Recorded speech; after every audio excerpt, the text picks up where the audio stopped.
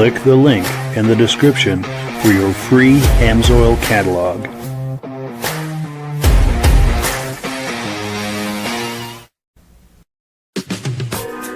Before we get started, I'd like to give a quick shout out to some of our friends. The Eastern Snowmobile Racing Hall of Fame. Search for them on Facebook. Central Minnesota Pond Racing, some of the best vintage snowmobile racing in the Midwest. Crane's Snowmobile Museum, 172 Main Street in Lancaster, New Hampshire. The Vintage Snowmobile Club of America Quarterly Magazine. The New Hampshire Snowmobile Museum at Bear Brook State Park in Allenstown, New Hampshire. The Benedim YouTube channel, some of the best vintage snowmobile videos on YouTube. Ben's Vintage Mini Bike Podcast, the second Sunday of every month at 8 p.m. Eastern Time. The Muscle Car Show and Tell Podcast, every Wednesday at 9 p.m. Eastern Time. Second Chance Upholstery and Automotive, custom snowmobile and automotive upholstery in Derby, Vermont. I am your independent AMSOIL dealer. Click the link in the description for your free AMSOIL catalog. Lastly, if you decide to advertise with the Vintage Snowmobile Podcast, this could be part of your advertising message.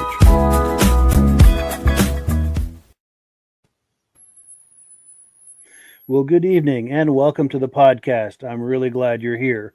Now, I have a robust lineup of vintage snowmobile entertainment on tap for you tonight. But before we get into all of that, I want to make sure that everything is working properly. So if you can see my face and hear my voice, I'm going to ask you to leave a comment. Please let me know where you're viewing this from and whether you are a first-time viewer or a regular viewer. Now, to our first-time viewers, if this is your first time viewing the podcast, I hope you have a good time with us tonight, and I hope you decide to join us here each and every Thursday night at 9 p.m. Eastern Time. Now, this podcast simulcasts to 8 different places across Facebook and YouTube. So wherever you're viewing this right now, just circle back in 1 week's time, and we'll be waiting for you with another fun-filled episode. Now, to our regular viewers who are here week after week, month after month, and season after season, you are the ones who make this possible, and we really, really appreciate that. So let's take a look here at a few quick comments, and then we'll bring our friends on, and we will get this party started. Let's see, our good friend Armand Buto is here from Pittsburg, New Hampshire. He says he's looking forward to another great podcast, and we're intending to deliver that to you. Also, Charles Leone says, welcome back, Charlie, from Minnesota. Great to see you, Charlie. Glad you're here. John Spranger Jr., our good friend from the very beginning of doing these podcasts. He's here from Elin, Wisconsin. Nice to see you, John. Dave Trim is here from Carthage, New York. Thank you for being with us, Dave. Appreciate that. Charles says, check my audio. Okay, good to know, because it is different tonight. I don't have it in the headphones. I have it on a speaker nearby, which is a little odd. With my someone please make a note. Let me know whether or not you can hear my voice. Okay, Rob's giving me a thumbs up, so he can hear me. Okay, so at least we've got audio, but I'm glad you're mentioning that. Mike Whiteside says, good evening, everyone. Let's get this party started, and started we will. Jim Holbrook is here, Thetford Center, Vermont, regular viewer, says loud and clear. Good to hear that. August Freeman from Cairo, New York. Thank you for being here. Nice to see you. Our good friend John T. Senna is here saying good evening, live from North Branch, Minnesota, Speedway and the Blue Ferrari snowmobiles. That is his passion. Midnight Rider is here. Greetings from Northwest Minnesota. Great to be back. Great to have you. Charles says the echo is bad. Thank you for letting me know about that. There's a way I can check on that, and I will do so here in just a moment. One last comment here. Stacy and Art Fosler, regular viewers from the very beginning from Plattkill, New York. Nice to see you. Thank you for being on. Without further ado, we will bring our friends on, and we will, as promised, get this party started. Gentlemen, how are we doing tonight? I'm doing good tonight, Mike. How are you doing? Good. Oh, I do hear that echo now, and I will investigate that in just a moment. But our guest tonight, our special guest, is Mike Kohn. He has recently acquired the Vintage Snowmobile Club of America Quarterly Magazine, and he's here tonight to tell us all about that. And let me set up this shot here. And while he's talking about that, I'm going to investigate this audio issue. Mike, please give us the quick detail here on your magazine. Sure. Good evening, everyone. Well, let's see. I recently acquired Vintage Snowmobile Magazine and the Vintage Snowmobile Club of America. from Mike Kohn.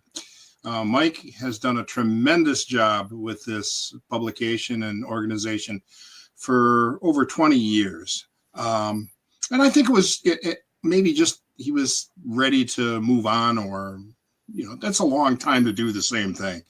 I have a long history with the publication and the organization. And maybe I'll just start at the beginning. The Vintage Snowmobile Club of America was founded in 1987 by Gary Webster. He's a former Mercury racer, and he saw a need for preservation and celebration of machines that were newer than what at the time were considered antiques, what we now call vintage snowmobiles. He started it right at his kitchen table and started a newsletter that came out quarterly. In 1994, I became editor of that publication as Gary decided to split the roles of running the club and doing the newsletter. One other gentleman preceded me for about a year, and then the reins were passed on to me. I was the editor of the newsletter from 1994 to 1999, and brought it from your typical newsletter to more like a magazine over a period of time. And somewhere along the line, the club just grew so fast. It grew 1,000% from 94 to 99 in size. And I got a little burned out, and I had a lot going on in my life then. I was much younger, had a lot more responsibilities, and I just walked away from it in 2000 and didn't look back. I sold all my vintage sleds to Ed Webb, who ran Coronas and Snow Stuff. And he sent two fellas over with a big check and a semi and hauled them all away, and that was it for a long time. And then I rode my new sleds and, still kept snowmobiling, but I really didn't pay any attention to the vintage world at all. Then about 5 years ago, I got an itch to get a Mercury lead sled again, which is what I drove when I was a kid. Those big, enormous twin headlight, heavy things. I love them. And I got another one. And from there, it just kind of went back downhill again. And I rejoined the VSCA. And then I thought, hey, I like to write. So I asked Mike Kohn, I said, hey, would you mind if I submitted some articles? And he said, sure. That'd be great. So I started sending a few articles in, and then that led to me getting my regular column 20-1 back into the magazine. And then Mike was advertising for someone to do layout because his layout person was going to leave for other opportunities. And I said, heck, I can do that. So I became editor in 2023 and layout person. And that led to a conversation fairly recently, about 6 months ago, when Mike and I started planning for the turnover of the magazine.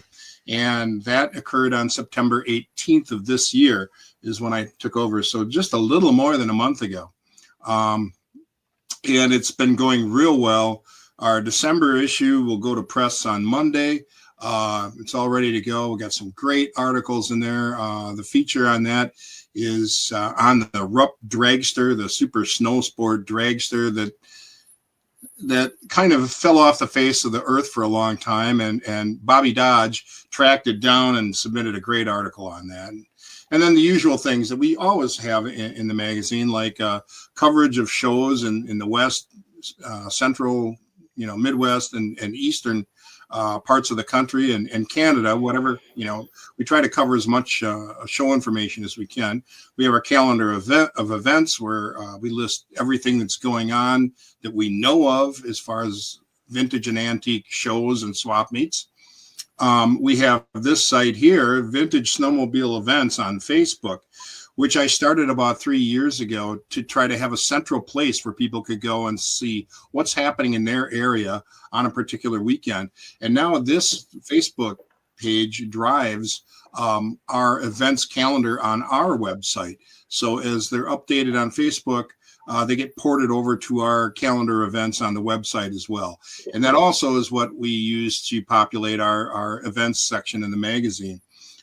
We also have we're going to have more and more tech tips, probably more than in the past, because I think there's a need for that. There's a lot of things that I guess are becoming a lost art because we're so far removed from that old technology now that less and less people actually know how to rebuild a Tillotson or deal with a Salisbury clutch or, that sort of thing. So we're going to move more in that direction too. Also, I plan on being more inclusive to what I guess people call classic snowmobiles. Really, I don't care what people call them. I like them all, whether they're, antiques or stuff from the 60s or older, all the way up to, new ones and everything in between. But I think, this hobby is so nostalgia based that I think we have to embrace younger people and what they remember, because, what got me in this is what I remembered as a kid, and probably is the same for anyone listening to this. You probably got hooked on vintage snowmobiles because there was a machine that you liked when you were younger. And so tapping into that nostalgia, I think, is very important. And we have to keep moving along with the times, too, and be inclusive of 80s and 90s machines. And they have their interesting stories to tell also. So I want to make sure that those stories are told. Let's see, what else can I tell you? We're doing a subscription drive from now till the end of the year. We have not raised our subscription rates in probably 2 decades. And of course, everything keeps going up. Cost of everything, mailing, printing, and all of that. But in the meantime, you can get ahead of the curve and subscribe to Vintage Snowmobile Magazine and pay the current rate of $22.50 a year in the US or $30 in Canada, $50 international. And between now and the end of the year, you're automatically going to be entered into a drawing for one of 3 hoodies, Vintage Snowmobile Magazine hoodies. And we'll be giving those away. The drawing will be on December 31st.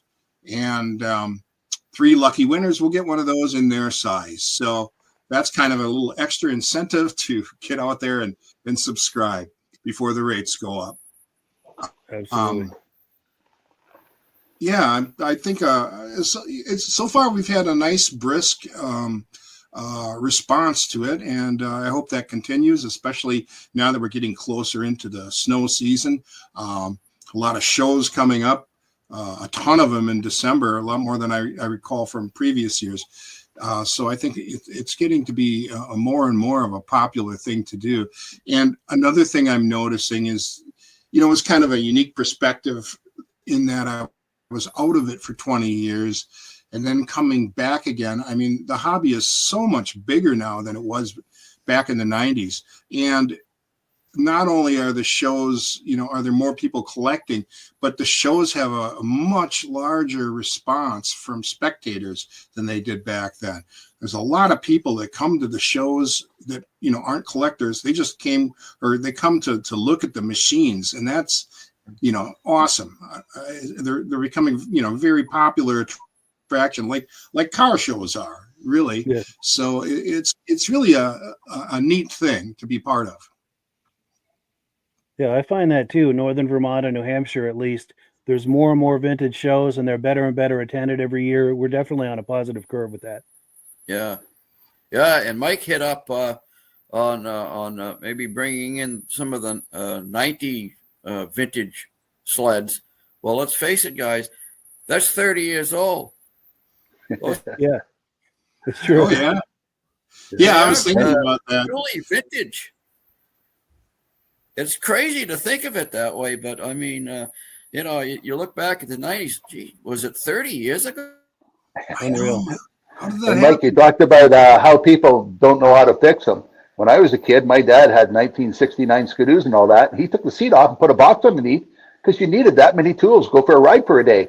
Yeah. And what my dad used to do for a ride on a Saturday, me and my buddies do that in less than an hour now. Yeah. Oh yeah, yeah. I That's mean, I great. remember my parents riding when I was small, and eventually, about 74 or so, we moved to our what was our cottage. We moved there full time, and for some reason, that seemed to trigger them not riding anymore. So the snowmobiles kind of fell into my lap, and you know, when they'd break down, I'd say, Dad, the Merc broke down or the Skidoo broke down. He'd be like, well, you better learn how to fix it. So Yeah. that's how I got into it. Yeah.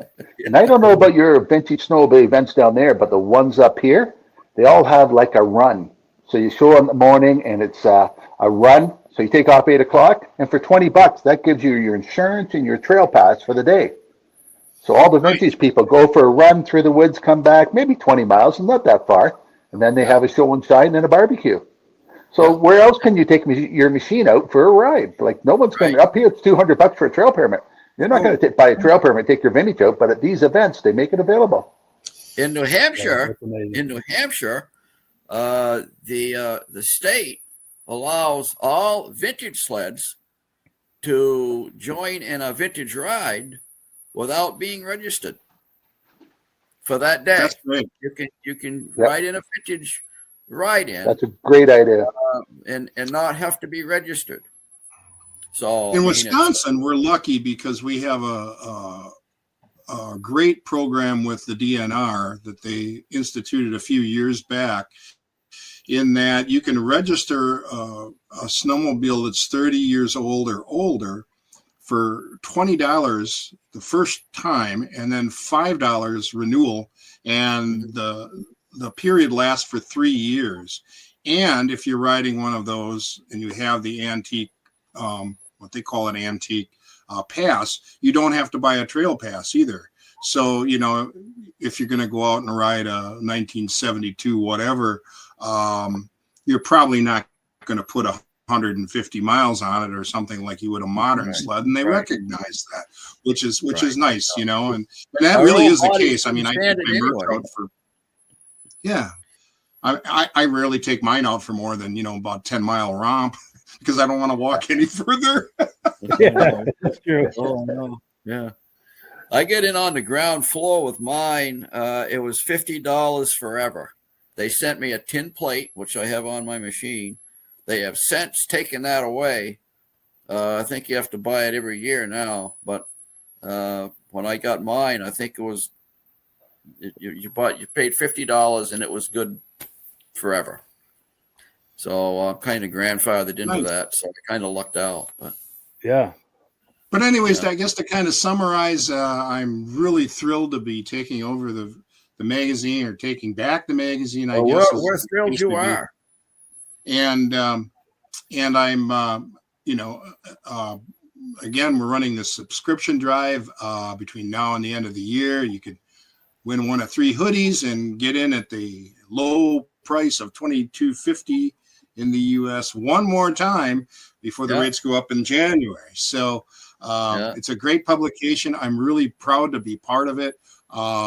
And again, Mike Maher did a wonderful job for the past 20 years, and my hope is to continue that tradition and maybe even carry it to the next level. I hope, because I think this is a great hobby, and it seems to be growing very quickly. Yes. Yeah. And since you brought up Mike Mahar's name, I wanted to also give a good shout out to him, because he's a good friend of the podcast, a good personal friend, and we want to wish him well on whatever the future holds for him. Absolutely. For sure. And we're going to do one more shameless plug with this graphic here. He's doing a subscription drive, and if you subscribe here, I think before the end of December, I think it was, you That's correct. Registered to win one of 3 hoodies that they'll be giving away. And then I'll put that banner up one more time, that graphic up. And then also Mike sent me a couple of graphics of some of the older magazines. This is from the early days. Oh, very cool. Yeah, the one on the left is the very first issue I did as editor in 1994. The one on the right, that front picture there, is the very first show at Waconia in 1995. Wow. That's cool. That is cool. And then we've got this too. These are some earlier issues, it looks like. Kind of shows how I've how it progressed while I was working on it. How we changed the logo and the cover, and it got more and more like a magazine until finally we were in color. Yeah. Very nice. Yeah, that's very nice. And I got to say, too, this magazine comes on heavy, thick, high-quality paper stock. So it's like a nice, heavy, glossy magazine. It's top quality, and it's considered the reference for this hobby, the vintage snowmobile hobby.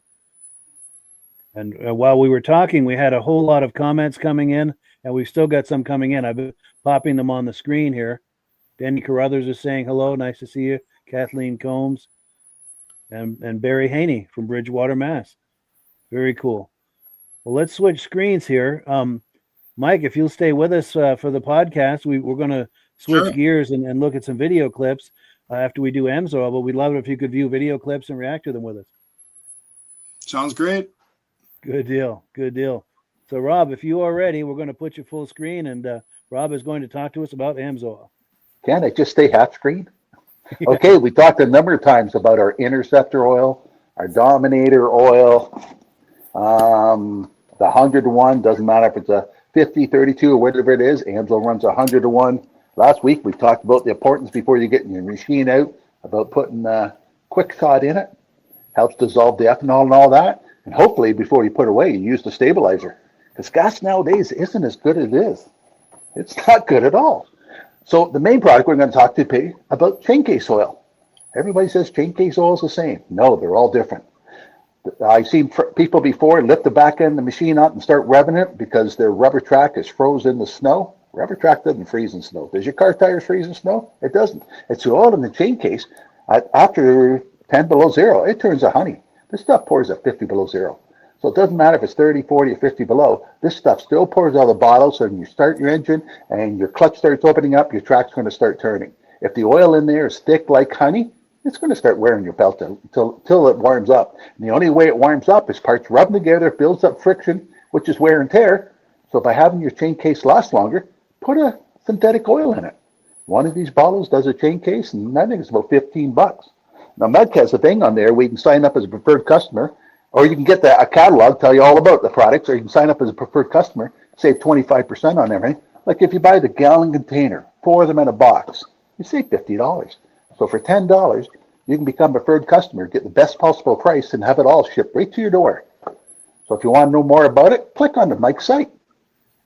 Yes, link in the description. And in the interest of full disclosure, I'm signed up as an AMSOIL dealer under Rob.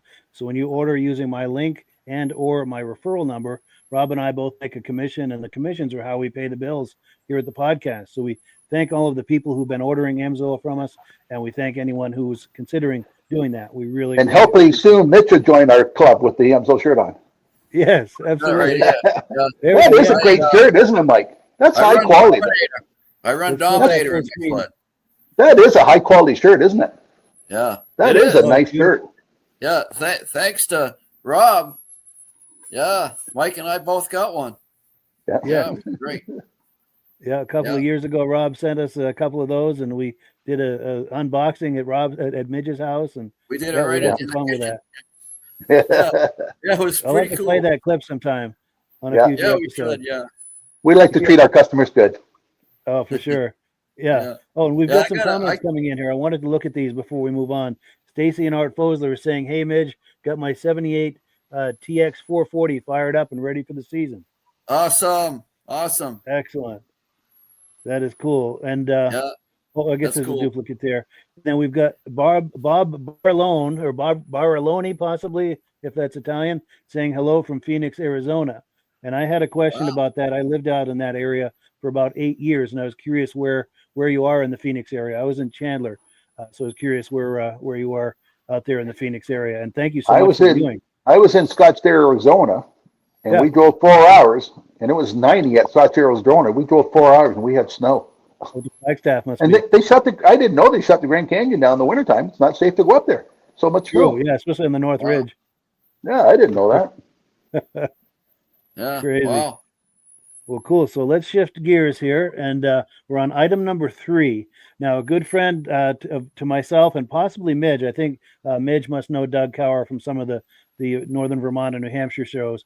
Well, he made a video clip for us at a recent snowmobile show, and he's going to show us some of his Kawasaki's. Plus, he's got a new acquisition. This is a Kawasaki that was just taken out of a crate. It's never been run, never had gas in it, and it's an unbelievable find. And he's going to tell us about that as soon as I cue it up. And here we go. Let's take a look at Doug's sleds here. Yep, my name is Doug Cower. I'm going to start with my Kawasaki collection here. My first one is a 78 440 Invader. My buddy Ted restored this. And if you want, you can look under the hood. This actually has what they call the power-up kit. So now you got two pipes, twin pipes. This 78 was the only one that had a fiberglass hood too. I'll go over to this one.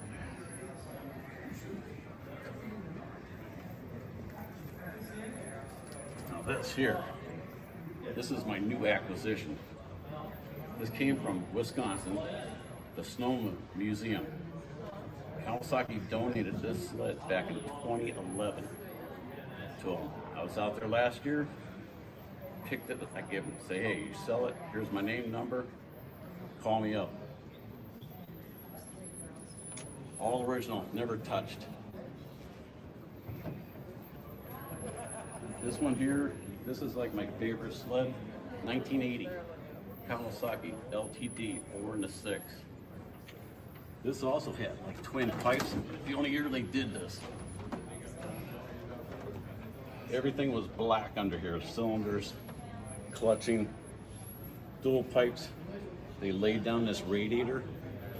It's the only difference from any other Invader. Go over to my 82. Same thing, my buddy Ted restored this one. I helped him out with this one more than the other one. And these read in kilometers instead of miles per hour. And it's electric start, so you could the key on and you could crank this over. This has like 4,300 kilometers, so it's probably like a hair over 2,000 original miles. Came from my buddy out in Michigan. Ted bought it for like about $1,500. He's probably got over 7-8 grand in this, and he gave me a good price for it. So this is basically my collection now. Where's the one with 2 spark plugs? Yep. Okay. Very nice, Doug. Yeah. Beautiful. So yes, thank you so much to our good friend Doug Cower for this footage. We really appreciate that. And we encourage our viewers to please take footage either of your sleds at home or at shows, or if you're walking around at a vintage snowmobile show, please take some footage for us or images, and we'd love to share that on the podcast here for everyone to enjoy, because our goal with this podcast is to kind of be a mirror held up to this hobby, and we can all see what people are doing all over the U.S. and Canada at snowmobile shows, races, events, things like that. But yeah, reactions to that, Mike. What were your thoughts looking at this? Some really nice Kawasaki's. The red or maroon one, I've only seen one other one of those. The gentleman in Wisconsin has one. They have to be pretty rare. Nice. Yeah, Right. I think Kawasaki, they were some of the best styling sleds going back then. They had the style. I would boy. agree with that.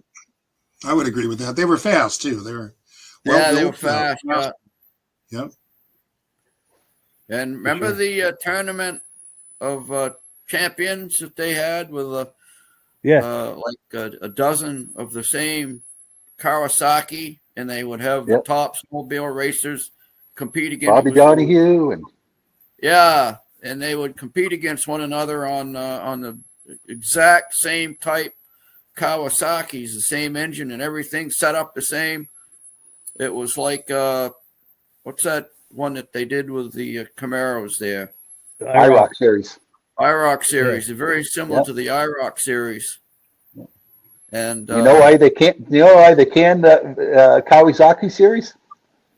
Most of the Why? guys driving them didn't know how to drive them. They kept smashing them all up. Yeah. Oh, gee. But it was a fun series. They did it at Belcourt, Quebec. They did it at Eagle River. They did it at all the big tracks. Yeah. Yeah. No, it Right. was, and our own Claude Hebert, who's in the Eastern Snowmobile Racing Hall of Fame now, was the guy that had that whole thing up. Yes. Came Nice. from Colbert, New Hampshire. Nice. In fact, we had him on the podcast last winter he told the whole backstory on that, as Yeah. well as his adventures and misadventures at Motoski and Yeah. Kawasaki. And yeah, I think at one Yeah. point he was the marketing director for Kawasaki. Yeah. Yeah. Yeah. He was up there. Yeah. Yes. And he still lives in Michigan. Yes. Yeah. Yeah. In fact, I got an email from him just the other day. He's in California right now. Oh, is he? Yeah. Yeah. Yeah. I don't think to live. I think he must be on vacation. Yeah. Yeah. But let me look at a few comments here before we move on. Just trying to find my place here. Oh, okay, here we go. Our good friend Eric at the Benedim YouTube channel, which this podcast, it's one of the places this podcast is simulcast to. He's in the house tonight saying top-notch collection for sure. Appreciate that. Also, our good friend Rich Shad saying good evening. Nice to see you. Mike Whiteside says Kawasaki's baby. Beautiful collection. Beautiful. Yeah. Very cool. And then Charles Leanne says something about a charity auction of his 1970 Nordic, bought it new in '69, sponsored by Nutter's Speed Shop, to be auctioned off at the annual ride-in at the end of January, and a 2001 Polaris 550 is to be raffled off as well. Charles, if you send me information on that, be happy to promote that on an upcoming podcast. Be happy to help you get the word out on that. Yeah. And thank you for telling us about that. Also, Dave Lowry, a good friend, saying 2 spark plugs per cylinder. Yes, that LTD, that gray one, has 2 plugs per cylinder. Let me see if I can get in close on that because it did show it. Oh, wait, I'm going the wrong direction here. Okay, yes, I think that's the Yeah. LTD. Yes, that's the one with the 2 plugs per cylinder. And it's liquid cooled. And I've seen that at many shows in northern Vermont and New Hampshire. Yeah, all of those are spectacular sleds. He had those at and- Cranes, I think, one year. Yes, he's had those at Cranes a few times. Absolutely. Yeah. And then our good friend Ben from Vintage Mini Bike Lovers, he does a vintage mini bike podcast that we collaborate on these channels. He's saying, I've had occasion to see some of Doug's collection in person, and it's top notch. Absolutely. Absolutely. And our good friend Armin Buto from Pittsburg, New Hampshire, says he had one of the Tournament of Champions sleds, I believe. Wow. Very cool. Cool. So let me pull this away. And we're going to move on. Let me get where I need to be here. Okay, so next item is, okay, we're going to look at some footage from the Goffstown Snowmobile Show in previous years. And the thing we have to say about the Goffstown Snowmobile Show is it's happening this Saturday in Goffstown, New Hampshire on the 25th of the month. So if you're in central New Hampshire, this is not far from Concord and Manchester. This is definitely a show worth checking out. And at the end of this clip, it's only about a minute and a half long. There's something else we're going to talk about as well. And I'll wait till we get to it to bring it up. But let's take a look. This is from our good friend, Bud Gordon. And it's taken a moment for the video clip to load, which happens sometimes. But yes, Bud Gordon is a good friend of mine, a good friend of all of ours, actually. He's one of the most active promoters of events in the Northeast. And he's also associated with New Hampshire Snowmobile Museum, which we'll be talking about in a moment. Here we go.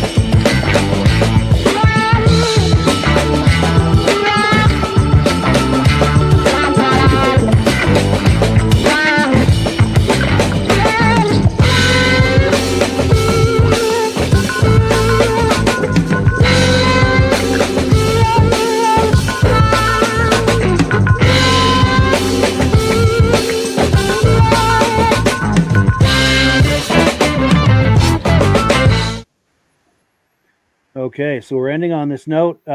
Before we go into this, though, I just encourage people, if you're in central New Hampshire, please visit the Goffstown Snowmobile Show this coming Saturday.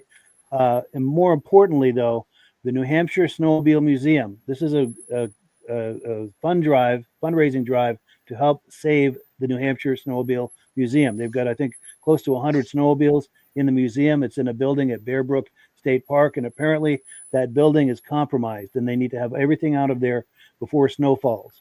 So there's some pressure here, and I know this podcast is doing everything it can to help with this cause, and I know Mike Kohn with the Vintage Snowmobile magazine is doing the same. And also we're going to have Bud Gordon on here next week. We're going to spend the entire episode talking about the museum and this cause. So please donate generously.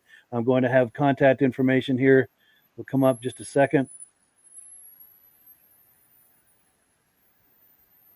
There it is. So yeah, while we've got this contact information on the screen, Mike, is there anything you'd like to add to this? Because I know you're as active as I am in trying to help promote this cause. Yeah, I'm in this upcoming issue of the magazine. There's coverage of a swap meet they recently held within the last few weeks as part of their fundraising too. And I have a full page ad in the December issue on, how to donate. They also have, I forgot what those things, QR code. I think that's what you call that little square thing with all the squiggly. Yeah. And there's one on there where you can, use that to donate as well. So they're working very hard to find a new location for the museum. The old building was built during the Depression by the CCC. And, at the age that it is now, I think it's rotting timbers and things like that. It's just been condemned. So I guess it's too far gone to repair. So that's the plight that they're in. So if you can help them out, $5, $500, whatever you can afford. It's for a good cause.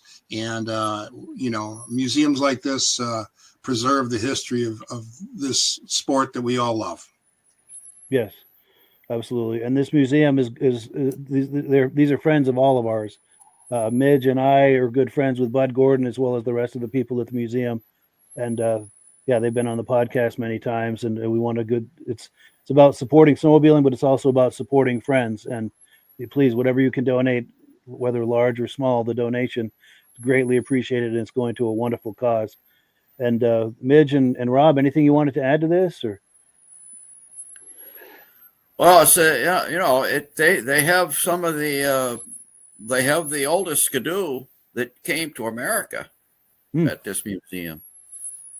And the original skidoo that came into the United States is in that museum.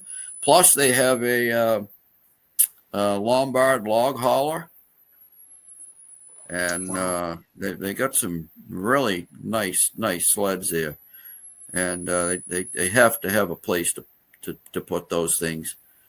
They got to get it out of that dilapidated barn they're in. So any donation, like it says, whether it's $5, $500, $5,000, probably a lot of people won't come up with the $5,000, but any amount would help. Yes, if anyone wins the lottery in the near future, please donate generously to this. Yeah, that's right. Yeah. Yeah, sure. For sure. And Rob, anything to add to this? There's not a lot of museums around, so the ones there are, we got to keep them open. Yeah, absolutely. I only know of 2 museums up here in Ontario area. Well, no, Belcourt, Quebec, and one here in Ontario, but there's not a lot around. It's true. It's true. Well, and we've got a couple of comments that have come in. Let's I'm trying to find my place here. Oh, yes. Okay. So Charles Land says, any questions, send to Charlie Treemaster. So look for Charlie Treemaster on a Google search or on Facebook. And Benedim, Eric at the Benedim YouTube channel says that display of the ski-doos with the fake snow was pretty neat. Yes, it was. In fact, let's go back and take a look at that. That was a cool look. He had some fake snow right there in that trailer. Yeah. It's nice when the people go the extra mile on their displays. Yes. And then here's the graphic for the Goffstown show that's happening this Saturday. Try to make that if you can. And Charlie's got Charlie TR Master. Okay, so that's how you find Charlie for those raffle sleds. Well, cool. Let me pull this away and get back to the main screen. And what have we got next? We're going to take a look at some sites from the Vintage Snowmobile Show last September 2024 in Pittsburg, New Hampshire. Now, this is the show that Bud Lacasse puts on, and he always does a great job with his show. And I know Midge and I had a great time over there. He asked us to judge it, and we had a good time doing that. So let's take a look. Here's some sites from that show.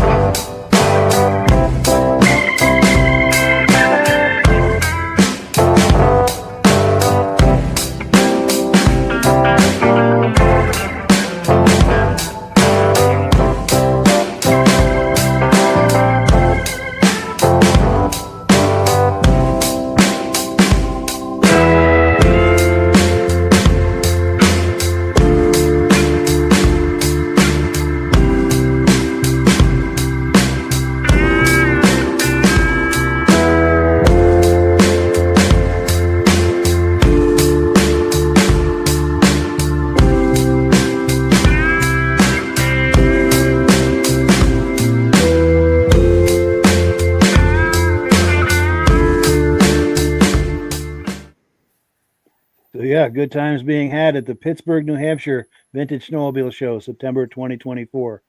And let's see, Rob, reactions to that? That very first Skidoo, the RV 250, right there. Yeah. 340, that one is. Yeah, I can remember going to races, and there'd be 10 of them out the track at a time. One Arctic Cat, one Yamaha, but those things outnumbered everybody else. Skidoo was giving them away, I think. Wow. They look so good out there performing. Yeah, Beautiful. that's one of the sled. sexier sleds for sure. And go ahead, Midge. Yeah, that was Mark Belanger's sled. That actually won Best of Show out in New York the year before, and he purchased it from the guy. And I think it won Best Race Sled at Ray's show here. And is it's a beautiful sled. Yeah, from every angle too. Yeah. For sure. Speaking of every angle, let's take a look here at some of the angles. Yeah, I think it's flawless. Yes. Totally gorgeous. Our asphalt drag machine, that's the hood we bought to put on it. Nice. Yeah. I'm trying to see if I still have that image. I don't think I had that image loaded. But yeah, Mike, reactions to this? Well, it's a beautiful sled. I kind of like the second generation Deer there, the Liquefier. I always thought those were pretty sharp looking. I mean, yeah, they were. Especially for when, what do they come out? I think it's 76. They were pretty cutting edge. Yeah. Nice machine. Yeah. Yeah, for sure. They took the Winnipeg to St. Paul away from Polaris, didn't they? What's that? What's that? The Liquefier cleaned house at the Winnipeg to St. Paul. Polaris thought they were going to have it won, and John Deere went in and ended up winning this Winnipeg to St. Paul. Yeah. Wow. Then Tom Waters has this moto ski. I think this is some kind of a custom fabrication thing he did, but it's unbelievable. Oh, isn't that a beautiful sled? Yes. Oh my Do goodness. they still have the Winnipeg to St. Paul race? I don't believe it. I don't know. Mike, do they? No idea. Do you know, Mike? No. Racing is probably my least knowledgeable area. I need to bone up on that. I would know. I haven't heard of it. I haven't heard of it for years. Yep. Yeah. Oh, and then Eric from the Benedim YouTube channel is talking about that cross-country cat, and I apologize, I've already pulled that away. But that's a resto mod. That's Tom Peters as well. That that moto ski, he owns that as well, and I think it was. Oh, I can picture the guy, but I can't think of his name. Who did the resto mod on that? Yeah. Jim Murphy. Jim Murphy, because Jim Murphy's a cat guy, and he did the resto mod on that. And that's I think modern underpinnings with older cab and seat and like that. And our good friend Armin Butel from Pittsburg, New Hampshire says good spot for a show, as it was at the foot of Murphy Dam, situated right on a four-wheeler trail, and had lots of people stopping by. Absolutely, that was a great show. Yeah. And here we go. Dear friend of mine from the 80s says, great show tonight. I love seeing all the snowmobiles. Definitely it would be cool if you come to Illinois to check out the museum in Hopedale. I would love to see that. And if you're ever out that way, please take some footage for us. We would love to see that. And thank you, Charlotte. Old and dear friend of mine. Very dear friend. Joe Zenert says, hello, Mike. Kay, logged in late. Good to see you on the podcast. Cool deal. Mike's getting some love here. Good deal. What about me and Mitch? I know, huh? We're all chopped liver. But no, as long as somebody's getting some love. So let's see. Speaking of getting some love, we're going to take a look at a clip from the recent induction ceremony for the Eastern Snowmobile Racing Hall of Fame that happened last month. And who's getting love? Mike and Sally Beattie. Now, before we roll this clip, a good friend of both of theirs, Midge Rosebrook, who incidentally is the founder of the Eastern Snowmobile Racing Hall of Fame. Do you want to set up this clip for us, Midge? Yeah. I actually submitted Mike and Sally to be inducted into the Eastern Snowmobile Racing Hall of Fame. I had Sally and I both worked at the fair in the exhibition hall, and I told her that I think that they deserve to be in there.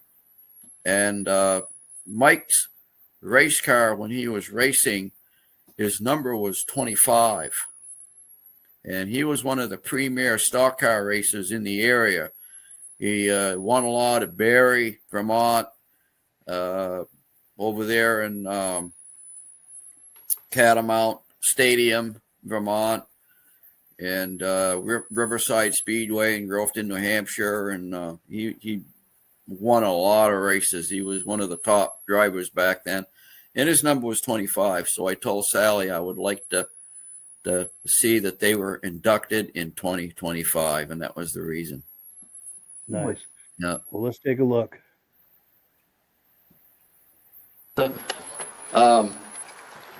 Thank you, Melissa, for stepping in and doing these Hall of Fame things every year. I want to thank Paul Crane, who, without Paul, this never would have happened. And in the board, Shane actually called me about a week ago, and he asked me if I would read his plaque of his parents who's being inducted this year, and it's indeed my honor to do so. So my eyes aren't as good as they used to be, so I've got these things.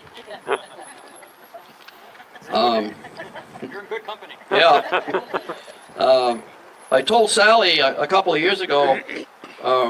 She was working at the fair in the exhibition hall, and my wife and I were working there as well. I told her that my intent was to see that her and Mike would be inducted into the Hall of Fame. And I said that we're going to do it in 2025. Now, does anybody here remember when Mike Beattie was one of the premier stock car drivers of his era? in New England. Anybody remember that? His number of his stock car was 25. So the fact that I'm doing it for 2025 is no coincidence. It's because of his stock car number, and I told Sally that's when I wanted to induct them. Sally actually was the one that painted 25 on his stock car years ago, and later on they stepped to the plate and bought Riverside Speedway and turned it into a world-class quarter-mile short-track speedway. So I'm going to read this, if I can get through it. Mike and Sally Beattie, inducted into the Eastern Snowmobile Racing Hall of Fame as promoters, 2025. In 1962, when Mike was an 18-year-old mechanic at Timberland Machines Incorporated, he and Bob Clark would sneak back after hours to uncrate a new Skidoo, take it for a ride, then clean it off and put it back in the crate. This was the beginning of a lifelong involvement with a snowmobile. Now, they worked for Bob Bottoms. He was their boss at the time, and of course he became president of Timberland Machines later. And Bob Bottoms was a very shrewd businessman. And he probably knew about this little endeavor that Clark and Beattie had going. But he didn't say anything, and the reason he didn't say anything was because he was getting these sleds all set up for nothing. So, in August of 1964, both Mike and his wife Sally, along with about 40 others, attended a meeting to vote on and eventually pass what would become the oldest snowmobile club in America, the Lancaster Snowdrifters. Mike soon became heavily involved with the Lancaster Grand Prix, and Sally was right by his side. As Mike was a multi-time race chairman, Sally was always there behind the scenes, working the driver's admission booth or as a lap counter during racing, or working the food concession, etc. They were a team. Absolutely a team. The Beattie sold Scarules from 1967 to 1970 until the distributor failed to keep their promise of Mike getting the first 1971 factory race sled received from the factory. Actually, I think it went to a bigger dealer with a little extra money involved, as I remember at the time. Beattie was then rehired by Timberland Machines Incorporated to work as the chief mechanic of Big T Racing. Through his experience in stock car racing and the use of racing fuel, Mike was one of the first to develop a Tillotson carburetor that could run on methanol alcohol fuel, boosting the horsepower to their Rotex engines well beyond the factory's own dyno tests. Bombardier immediately had Mike, along with Bob Fortin, drive to Valcourt, Quebec to teach this at their race school. During the years after the Grand Prix ended in 1977, Mike and Sally worked tirelessly promoting the Snowdrifters. While Mike helped maintain the oldest snowmobile trails in New England, Sally was secretary and treasurer. Sally stayed involved with the club for many years after Mike's passing in 2012. Just before Mike's death, his son Shane asked what he thought of having a 2014 50th Grand Prix reunion. Mike said, "We did it once, we can do it again." Mike had it in his mind that he was going to help. On February 1st, 2014, Chairman Shane Beattie led the first group of race sleds onto the beautiful 1/3 mile ice oval for the 50th Grand Prix reunion. Sally was also there every day working. In 2016, Mike and Sally Beattie were honored with the Grand Prix Pioneer Award for their contributions to the sport of snowmobile racing. This is a great honor and for me to do this. And Sally Beattie and Shane, would you please come up here?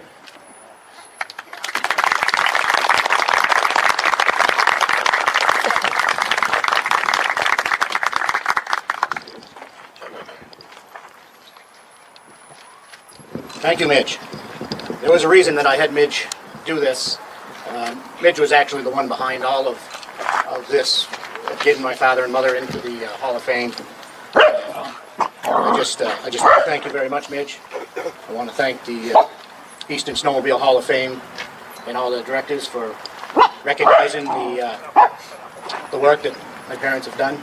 And also on behalf of the Beattie family, thank you very much.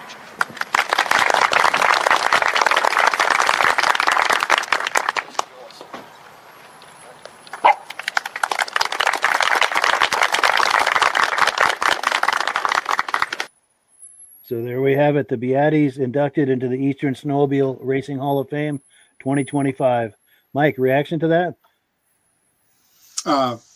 Very much well deserved. I love the bit about taking the sleds out of the crate and then putting them back in. That's priceless. For sure. And that is one of the best things about these ceremonies. You hear some amazing stories like that. Yes. Oh yeah. Yeah. But go ahead, Midge.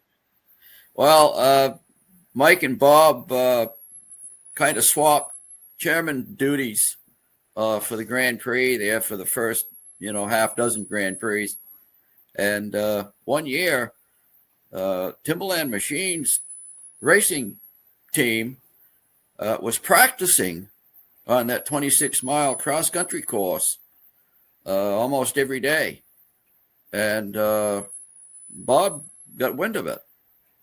So he told Mike, he says, after work, he says, we got to go out and change that course. He said, we can't just give that cross-country race to the Timberland Machines. He said, that's unfair. He said, other people coming, they have to, that course is blind to them, But so anyway, he and Bob Clark went out right after they got done work, and they traveled the whole entire 26-mile cross-country course and changed it. Wow.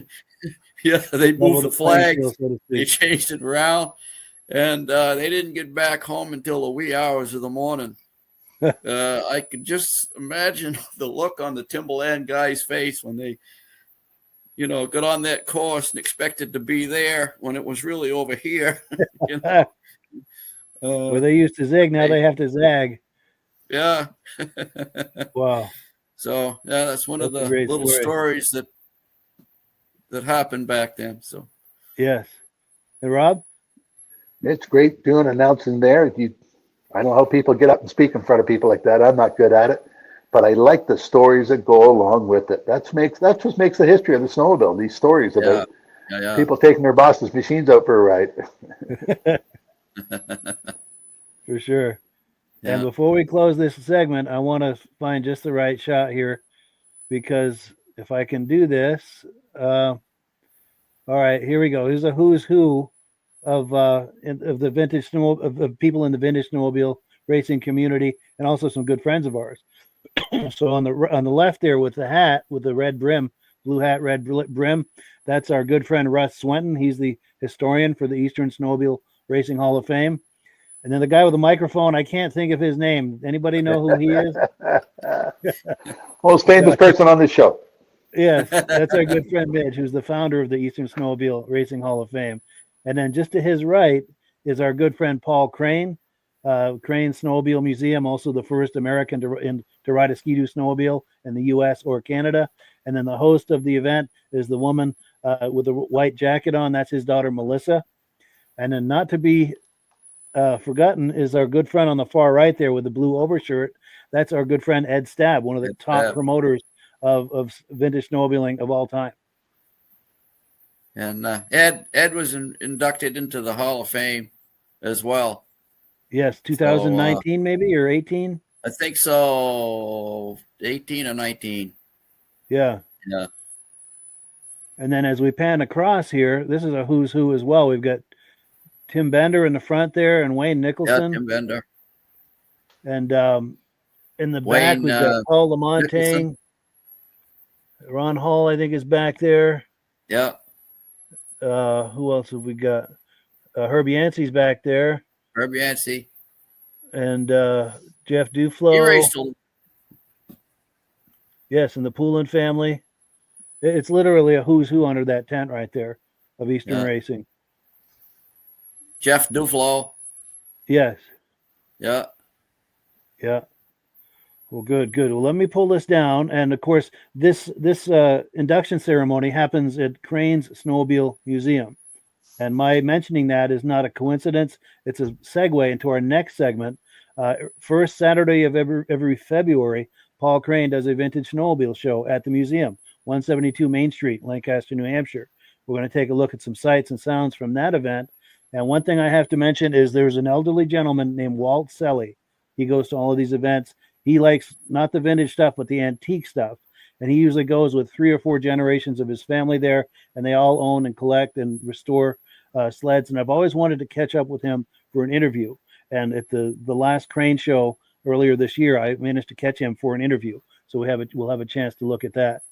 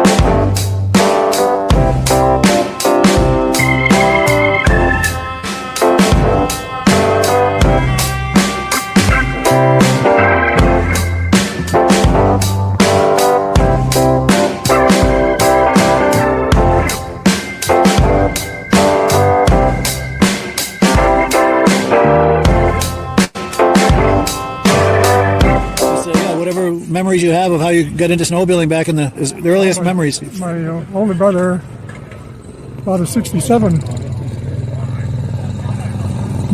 Panther back years ago, and his brother-in-law bought a 68.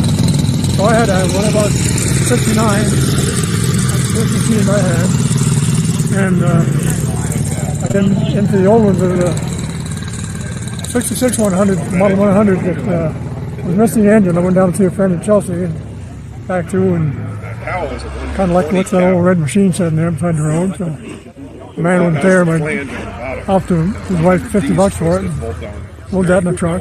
Wow. So that's how I got started, I guess. That's what started it? Yeah. Be nice to see those prices again, wouldn't it? Yeah. But go ahead, please continue. Yeah. My next youngest son was 13, I guess, at the time, and he's late 40s now. But we used to go out and pick up sleds to give them to us, you know. Yeah. The early Panthers and different sleds. And so he pretty well stayed with it. He's got quite a function now. Nice. And kind of stuck with it. Got 2 or 3 of my boys, my sons, started doing it, my grandson. He's standing at the tallest guy here. Wow. So how many generations of your family are into snowmobiling now? 3, I guess. 3 generations. Yeah. That's wonderful. Yeah. We have a good time. Yes. We ride them. We don't just You use them? That's nice. Look at them. We ride them. Nice. Yeah, and it's true. I've met up with the boys many times at Vintage shows over the years, and they're always happy to talk up their sleds. And I've always wanted to spend a few minutes to you to hear where the story all started. Well, not a lot to that story, but sure. I made the toe behind there. I made that out of scrap metal. Wow, yeah, that's amazing, that toe behind. And for the front circumference, I got an old Model T wheel with wooden spokes. Yeah. And circumference of the front, so that's what I leave a ½ inch bigger and pin it down around that forward wheel, and it's mainly made out of scrap metal.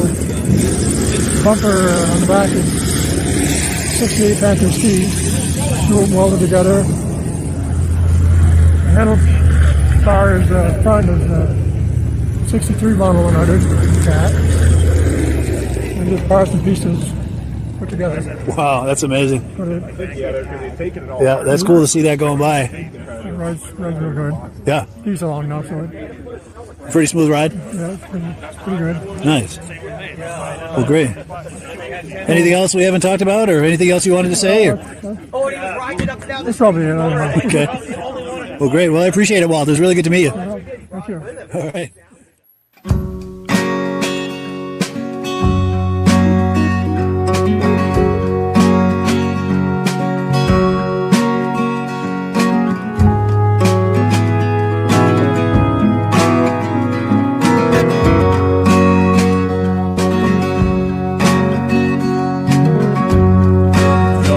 Bollier, and This is Damian Bollier, and my father Richie Bollier is around here somewhere. And we're 3 generations that really enjoy old Arctic Cat. I bought out an old dealer a while ago and started Timeless Cat, where we buy and sell parts and do fix-up restorations or find stuff that's unrestored, and basically love antique shows and keeping it going with the next generation. Yeah, so basically just enjoy going around with my son. My daughters get involved a little too cold for them today, but we've gone around and we've done some trading and buying and selling, and we've accumulated quite some gear. This is probably about half of what I have, maybe a little less. But yeah, it's been fun, and obviously bring it to the next generation. I say the highlight of their time is probably riding in the cat gun, right? When they pulls you around in the sled. What do you think? Really cool? And just keeping this stuff alive. I mean, it's all older than me. Everything, all the gear, all of it. So I love all this cat gear. Can we talk through some of that, or can I go up close and talk it up? These are just 1970s boots. We got some late 70s, mid 70s, early 70s hats. We did purple power lube. They made some really cool survival kits back in the day that went with your sled. That's pretty cool. Old directions and everything with it. These were actually given out to the racers back in the day. These were sweaters. I forget what year. Probably mid to late 70s. So there's different sweaters that some of the racers might have potentially worn. Yep. We can ride that one too. Do you want to show them some of the clothes? No? These obviously helmet bag. Got the old rotary lube, new old stock belts, different makes all over, made different gear. So oh wow, pretty unique that people. I remember all that stuff. Right, that's amazing. And you're right, that makes my heart go pitter patter seeing all that stuff in the 70s. And to be honest with you, some of it, like even that. So I'll show you a sweater on the other side, but that box probably got me just as excited as seeing the sweater. Yeah, with the graphics. To find the old box and the original box and everything. These are more late 70s. Some nice jackets with the buckles. I got some full piece suits. I try not to double up just so it shows people a variety of stuff. But this is that sweater that came in that box. Wow, nice. They were made more for the ladies to be a little more casual, but it is Arctic wear. Yeah. And then obviously my pride and joy is over here inside this. Let me come around. Right? Oh, here we go. Oh, yes. You don't see those very often. So the Icelandic gear. This is sort of my pride and joy. That is amazing. Kind of what started the vintage clothes collection. I was helping someone who father-in-law had a bunch of stuff and unfortunately passed away, so he was trying to help sort stuff out and stuff I wasn't interested in. I was like, oh, you should reach out to the more man people, do this, do that. And it turned out that he had some cool stuff, so I ended up with that jacket. And then it took off from there and got into all the other gear. So it was really sleds and buying out an old dealer to fix sleds, and then that jacket took off for the more of the gear and stuff. And then I found, matching mittens again. Very hard to find. There's boots, there's all sorts of stuff. People have some cool stuff. I guarantee some people here have stuff like this at home. Definitely, yeah. But it's cool. You bring it out, and then some of them don't even think to bring it. So they'll see it, and next time they'll bring it out. It'll be cool. So yeah, that's pretty much. And it's true, none of the other manufacturers did clothing at the level Cat did. No, Cat did everything. Yeah, and I have posters and all sorts of stuff from back in the day that how they advertised it too. It was cool. And then the toy aspect, I have 1970s battery toys that he likes playing. It's cool. Nice. So yeah, they definitely knew how to capture the whole audience and the family aspect. Which obviously, if we want the sport to go on, family's the big part of it. So it's cool to be able to reshare that. That's amazing. It's a great legacy for him too. Absolutely. Yeah. Because if he can get excited about this, that's the future of it, 100%. Yeah. Okay, we got other kids here, the parents, they walk around and check it out, and maybe they'll even come out next year with some of their stuff, So totally. It's good. Yeah, good times at Crane Snowmobile Show. Yeah. That's the first Saturday of every February. So if you're in or near Lancaster at that time, that's a show you do not want to miss. Reactions, Rob? He's starting that 3-cylinder Arctic Cat with just a wrap around rope. They have a lot of compression. Yes. But I like the guy's collection. Arctic Cat did have the most of the most out there. Yeah. For sure. Yeah, a lot of good memories of that. You don't very often see anybody bring a whole clothes rack to a vintage show, but that guy did. Yeah. Yeah, that was nice to see all that stuff. Yeah, that was cool. I mean, you might see that in a museum, but not out, not outside at a snowmobile show. No doubt. That was pretty cool. Yes. And Mike? Yeah, very cool. Getting to see more and more of the clothing collectors. It's kind of getting to be a thing, especially, with Arctic Cat. I can't believe the variety of stuff they put out in the 70s. Well, I did. I mean, I'm constantly running across ones I've never seen before. It's amazing. Yeah. Yeah, they had Cat everything from shot glasses to cufflinks to lighters and just about anything you could think of. You could put a Cat logo on. They had. Yeah. And a few years ago, we had Robert Palmer on here. He's probably the biggest collector of Arctic clothing and memorabilia. And we went on for over an hour just looking at everything he's got. And we didn't even cover all of it. In fact, got to see about maybe getting him on again sometime. But yeah, and Mike, did you have anything to add to this? Or? Just really nice machines. Really nice to see, good turnout, lots of people enjoying themselves and things like that. That's what it's all about. Yeah. Yeah. Yeah. And personally, I was very excited to catch up with Walt Sally. I've known him for quite a few years as well as his sons, but it's never occurred to me to try to catch him for an interview. And I was glad I caught him. Yeah, because between him and his sons and grandsons, they own dozens of antique sleds, and it was nice to catch up with them and hear the origin story. And then there was a guy there he had probably like a 3-year-old son on a kitty cat right there. I mean, see, it's hard to stop this. This thing is really sensitive, so it's hard to stop it where I want to. But you probably saw he's like a 3-year-old going by on a kitty cat. Yeah, that was fun. I'm having a hard time finding it now, but anyway, that's always cool to see. And I want to get him on, not the 3-year-old, but his father. Want to get him on the podcast sometime. He collects vintage Polarises. He's got a serious collection. Brendan, bring the 3-year-old. He'll tell us some stories. Yes, got to get him on. Okay, so we have one more video clip to look at. There's a really good vintage snowmobile show in Newport Ctr, Vermont, which is just 10 miles from here. It's not a big show, but it's a quality show. A lot of really serious collectors show up. And what it lacks in size, it more than makes up for in good vibrations. And at the end of each show, they do a ride. So what I've got here is a video clip of them all going by me on their ride. So here it is. Yeah, right here. Let's take a look.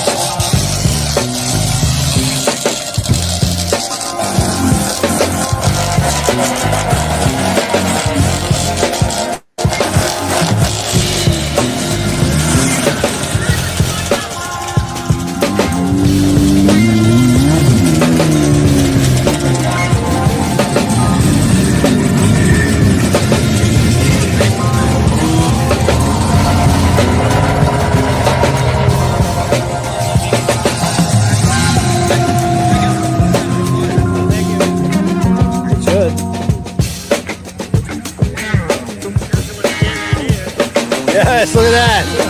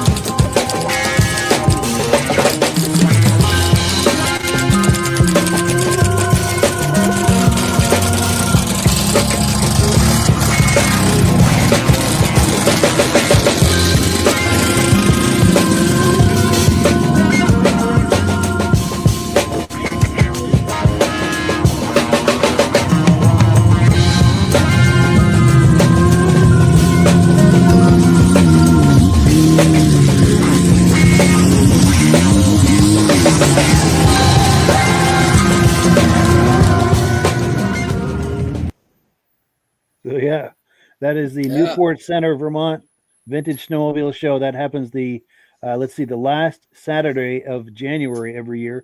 They just had their 4th annual, getting ready for their 5th annual. That's put on by the Ctr family and the Country Riders Snowmobile Club. Excellent, excellent show. If you're ever in the area, please check it out. It's right off Route 100 onto Ctr Road, and it's on the right a couple miles down. You can't miss it. But reactions to that, Mike? I don't know if you caught this, but for the person who was asking earlier about that cross-country cat and if it was stock or not, one of them crossed the road that did have the original suspension in it in this video. So if he was curious as to what they originally looked like, there you have it. Also, it was neat to see that snow bug in the background. They're kind of a trippy machine. Yeah. Yes. Yeah, for sure. And if you look up Newport Ctr, Vermont Vintage Snowmobile Show 2025, there is some footage of that cross-country cat you're talking about that crossed the road. We do take a closer look at that. Glad you caught that, by the way. And Midge? Yeah, I hope we have some snow this winter. It's you look at that and it's still pretty sparse. They probably didn't have more than 6 inches of snow there. Yeah, it's pretty thin. Boy, when I was a kid, it wasn't how much snow you're going to get; it's where you're going to put it. Yeah. But hopefully we have a good year this year. I hope so. It's true. In the early 70s, we used to get buried. Oh, buried. Yes.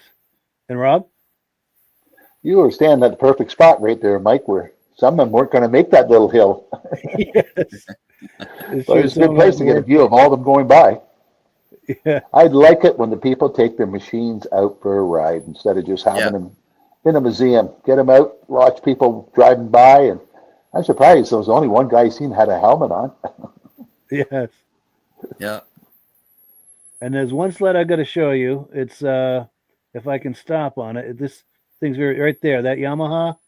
That's a modern Yamaha done up as a in the color scheme of I think an SRX from the late 70s. Oh, and cool. That's Larry Tatro's sled. He's the brother of the people who put this on, and that's got all kind of aftermarket go fast goodies on it. Close to 300 horsepower. It's a screamer of a sled, and it looks amazing too with those graphics in the late 70s. Pretty cool. Yeah. And you see all these John Deeres at this show. The Tatro family in the 70s owned a John Deere dealership on this property where they have this show. Cool. And that's a lot of the Tatros going by on those not modern cats, but like 90s cats, the F7s and stuff. Yeah. Yeah. And that's probably Robert Tatro. Yeah, that's Robert Tatro right there. It's his property. He and his wife put that on. Yeah. And his wife just happens to be close friends with my girlfriend. Just funny how it's a small world, Yeah, isn't it? Yeah. Pretty neat. Cool. So let me pull this away. We've got a few comments, and then we're going to close this show out. But, Eric from the Benedim YouTube channel says, I saw that. Very cool. So I'm not sure exactly which, but there's a lot there to see. And people saying, great show. See you next week. And we appreciate everyone who's made comments here. We had some fresh faces in this comment section tonight, which was really nice to see. We thank our viewers so very much. Very well attended tonight. We appreciate that. So we're going to go clockwise around the room for quick last comments. Mike, final comment? Just want to remind everyone that Saturday is Snowmobile Day. And a quick shout out to my friend Bryce McNeely and the New Lisbon Winter Wanderers, who are having a terrific show on Saturday in New Lisbon, Wisconsin. So any of you folks from Wisconsin and eastern Minnesota, you may want to check that out. Nice. And then we'll give one more shameless plug for your subscription drive. Sure. Great time for right before the end of December, and you get entered to possibly win one of 3 hoodies. So got that going for you, which is nice. Yes. And that's this magazine, the Vintage Snowmobile Club of America quarterly magazine, is the reference for this hobby. And Oh, I think we just lost Rob. I think because I think he was having a problem with his connection. But yeah, Midge, final comments? Yeah, that Vintage Snowmobile Club of America magazine is the best. I recommend it to anybody. I've had it for years. I read it from cover to cover every year, every issue. And if you have a vintage sled, use AMSOIL. Yes. I'm back. Definitely. Speaking of AMSOIL, Rob, yes, final comments, Rob. Good show. I like the variety of different snowmobiles we have on there, and the people that have the clothing and options stuff to go with their snowmobiles. It's just not a plain Jane show. Good job, No. Mike.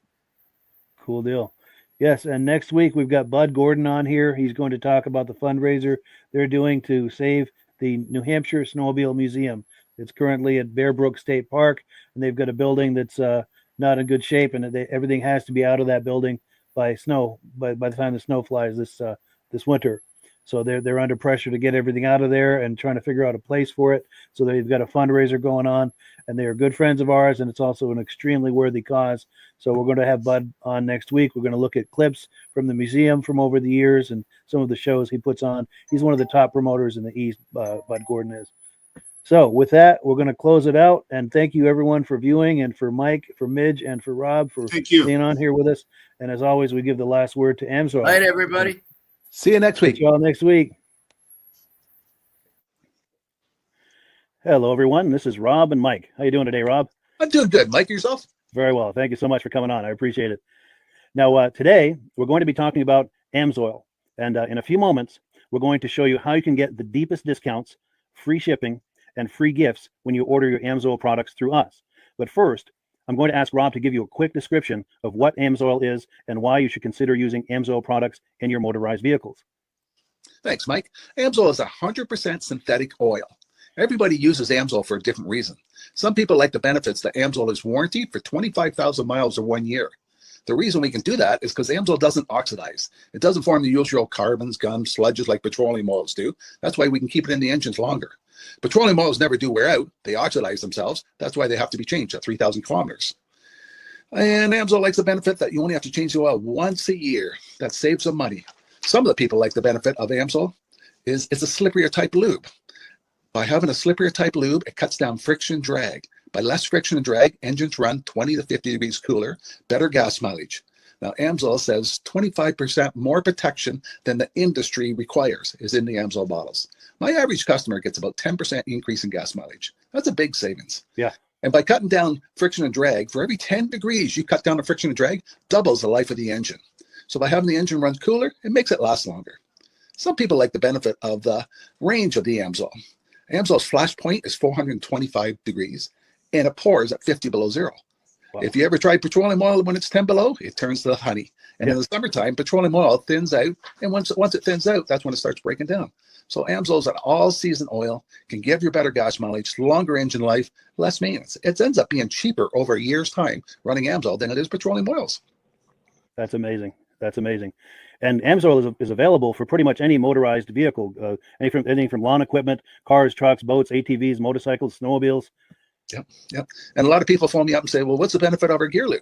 Exactly what I told you about the engine oil. It pours in cold weather, it runs cooler, makes the equipment last longer.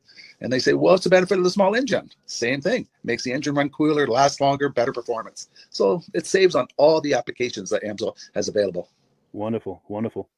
So yeah, let's talk now. Hopefully this has convinced people to think about maybe joining us in the AMSOIL experience. Let's talk about some of the discounts and free shipping and how that all happens. I'm going to pop a graphic on the screen.